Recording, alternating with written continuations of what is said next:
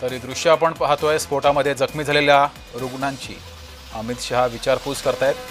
दिल्लीमध्ये लाल किल्ला या ठिकाणी हा स्फोट झाला, यामध्ये काही जखमी झालेले नागरिक आहेत, त्यांची विचारपूस अमित शहा करतायत। केंद्रीय गृहमंत्री अमित शहा यांनी माध्यमांशी बोलताना काही वेळापूर्वी या ठिकाणी जाऊन रुग्णांसोबत चर्चा करण्याचं म्हटलं होतं आणि त्यानंतर अमित शहा रुग्णालयामध्ये पोहोचलेत आणि या नागरिकांसोबत रुग्णांसोबत अमित शहा हे चर्चा करतायत, त्यांच्या तब्येतीची विचारपूस करतायत।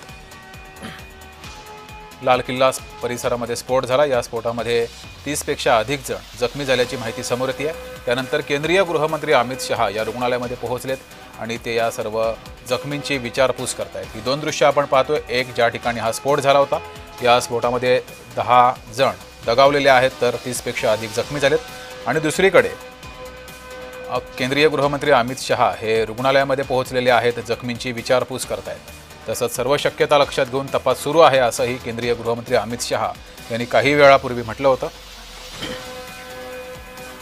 तर केंद्रीय गृहमंत्री अमित शहा घटनास्थळी सुद्धा जाणार आहेत, याआधी ते रुग्णालयामध्ये पोहोचलेले आहेत आणि या स्फोटामध्ये जे जखमी झालेले आहेत त्यांची विचारपूस करतायत।